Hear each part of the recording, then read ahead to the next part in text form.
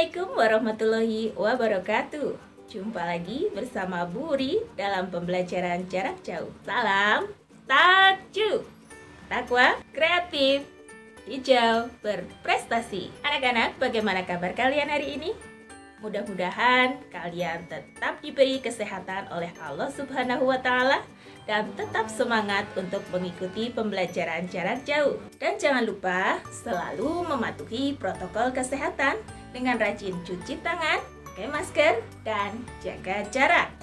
Sebelum kita mulai kegiatan belajar pada pagi hari ini, marilah kita berdoa terlebih dahulu. Berdoa mulai, berdoa selesai. Anak-anak, hari ini Ibu akan menyampaikan materi untuk kelas 5, tema 5, subtema 3, pembelajaran 1. Tujuan pembelajaran hari ini, kalian mampu memahami dan menjelaskan hubungan antar makhluk hidup, memahami perbedaan antar simbiosis parasitisme, komensalisme, dan mutualisme, dan menyimpulkan mengenai hubungan khas makhluk hidup. Yang kedua, kalian mampu menemukan dan mencari arti dari kosakata baru, menemukan pokok pikiran dari sebuah bacaan non-fiksi, dan menyajikan dalam bentuk sebuah peta pikiran. Yang ketiga, kalian mampu membuat sebuah poster jaring-jaring makanan dari sebuah ekosistem. Apakah kalian sudah siap? Mari kita simak video pembelajaran hari ini. Materi kelas 5 SD. Tema 5 ekosistem, subtema 3 keseimbangan ekosistem, pembelajaran 1. Anak-anak, perhatikan gambar yang ada di layar. Bagaimana penjelasan kalian mengenai hubungan simbiosis antar dua jenis makhluk hidup tersebut? Apa perbedaan antara simbiosis komensalisme, mutualisme, dan parasitisme? Kesimpulan apa yang dapat kalian ambil dari hubungan khas antara dua jenis makhluk hidup tersebut? Ya, semua makhluk hidup memerlukan makhluk hidup lain untuk mempertahankan hidup. Makanan dan sumber energi lain menjadi salah satu faktor penting terjadinya saling ketergantungan antar makhluk hidup. Bentuk ketergantungan antar makhluk hidup diperlihatkan dalam sebuah rantai makanan dan jaring-jaring makanan. Bagaimana peran rantai makanan dan jaring-jaring makanan bagi kelangsungan hidup makhluk hidup di dalamnya dan di dalam ekosistem? Mari kita simak teks bacaan berikut ini. Rantai makanan dan jaring-jaring makanan. Kebergantungan antar makhluk hidup dan lingkungannya menjadi bagian dari kehidupan di dalam sebuah ekosistem. Tumbuhan mendapatkan energi dari matahari, hewan mendapatkan energi dari tumbuhan atau hewan lain yang memakan tumbuhan. Tumbuhan berhijau daun mampu membuat makanan sendiri. Makhluk hidup yang dapat membuat makanan sendiri disebut produsen. Banyak jenis makhluk hidup yang tidak dapat membuat makanan sendiri. Mereka mendapatkan energi dari makanan yang mereka makan. Makhluk hidup yang memakan makanan tanpa bisa membuat sendiri disebut konsumen. Beberapa jenis konsumen memakan tumbuhan. Konsumen ini dinamakan herbivore. Konsumen yang memakan hewan sebagai sumber energinya dinamakan karnivor. Ada juga konsumen yang memakan baik tumbuhan maupun hewan yang dinamakan omnivore. Nah, kalau kalian termasuk yang mana? Ya, tentu saja kalian memakan segalanya, baik tumbuhan maupun makanan dari hewan. Berikutnya, energi mengalir dari satu makhluk hidup ke makhluk hidup lain di dalam rantai makanan. Rantai makanan adalah hubungan yang khas antara sekelompok produsen dan konsumen. Konsumen memakan produsen, produsen melepas energi kepada konsumen.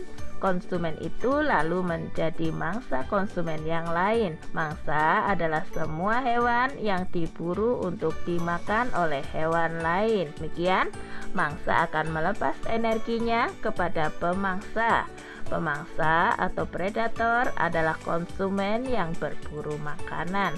Jadi, energi dialirkan dari produsen kepada konsumen di dalam rantai makanan. Untuk teks berikutnya, di dalam sebuah ekosistem terdapat hubungan antara beberapa rantai makanan yang terjadi. Satu jenis hewan dapat terlibat dalam beberapa rantai makanan. Demikian juga dengan produsen. Kumpulan dari beberapa rantai makanan di dalam sebuah ekosistem disebut dengan jaring-jaring makanan. Di dalam jaring-jaring makanan, jumlah hewan yang terlibat makin banyak dan energi yang mengalir juga makin kompleks. Pada jaring-jaring makanan dimungkinkan terjadi persaingan antar makhluk hidup, baik di dalam rantai makanan maupun di dalam jaring-jaring makanan. Setiap komponen yang ada dalam jaring-jaring makanan saling mempengaruhi satu dengan yang lain. Nah, anak-anak, sekarang mari kita mencari arti kosakata baru. Tugas kalian adalah menggarisbawahi beberapa kosakata baru dari bacaan rantai makanan dan jaring-jaring makanan. Kemudian menuliskan ke dalam buku catatanmu. Carilah arti kosakata tersebut dalam Kamus Bahasa Indonesia. Seperti contoh berikut ini. Ekosistem. Dalam Kamus Bahasa Indonesia, ekosistem berarti keadaan khusus tempat komunitas suatu organisme hidup dan komponen organisme tidak hidup dari suatu lingkungan yang saling berinteraksi. Nah, anak-anak, tentunya masih banyak terdapat kosakata baru yang dapat kalian artikan dari Kamus Besar Bahasa Indonesia. Kalian juga dapat membuat peta pikiran berdasarkan bacaan tersebut seperti contoh berikut ini. Nah, anak-anak, berikut contoh jaring-jaring makanan yang terjadi pada ekosistem hutan. Adapun fakta yang menarik dari ekosistem hutan, yaitu hutan memberi makanan seluruh ekosistem dari serangga terkecil hingga seluruh rantai makanan. Hutan adalah rumah bagi lebih dari sekedar tumbuhan dan hewan. Diperkirakan 300 juta orang hidup di dunia bergantung pada hutan. Nah, anak-anak, mari kita pelajari lebih lanjut tentang jaring-jaring makanan. Apa itu jaring-jaring makanan? Jaring-jaring makanan merupakan suatu gabungan dari rantai makanan yang saling berhubungan. Kemungkinan rantai makanan apa saja yang bisa terjadi dari gambar tersebut? Ya, dari tumbuhan dimakan oleh kambing, kambing dimakan serigala, serigala dimakan singa, dan singa mati diuraikan oleh pengurai. Tumbuhan dimakan oleh kelinci, kelinci dimakan oleh serigala, bisa juga kelinci dimakan oleh kucing hutan dimakan serigala, kemudian serigala dimakan singa, singa mati diuraikan oleh pengurai. Ada lagi, tumbuhan dimakan tikus, tikus dimakan kucing hutan, dan selanjutnya kucing hutan dimakan serigala, serigala dimakan singa, dan singa mati diuraikan oleh pengurai. Bisa juga tikus dimakan burung hantu, kemudian burung hantu dimakan kucing hutan dimakan serigala, serigala dimakan singa, singa diuraikan oleh pengurai.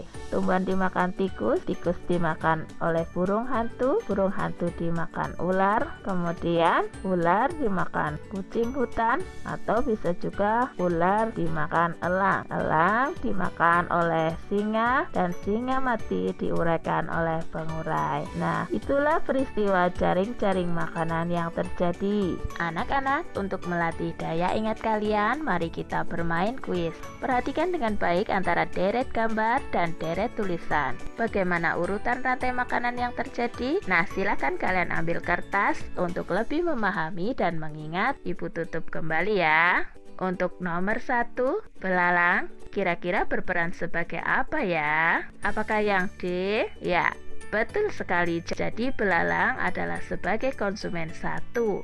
Silahkan kalian tulis jawaban untuk yang lainnya. Mari kita koreksi. Jawaban untuk nomor 2, 3, 4, dan 5. Ya, berikut adalah jawabannya. Apakah jawaban kalian sudah tepat? Wah, bagus sekali kalau jawaban kalian sudah benar semua. Nah, anak-anak, demikian materi yang dapat Ibu sampaikan pada pertemuan hari ini. Jangan lupa kalian buat catatan ringkasan mengenai apa yang kalian pelajari hari ini, dan tetap mengerjakan tugas yang ada di Google Classroom. Sebelum kita tutup, mari kita berdoa terlebih dahulu agar apa yang kita pelajari hari ini dapat bermanfaat bagi kita semua. Berdoa mulai. Berdoa selesai. Sampai jumpa pada pertemuan pembelajaran selanjutnya. Wassalamualaikum warahmatullahi wabarakatuh.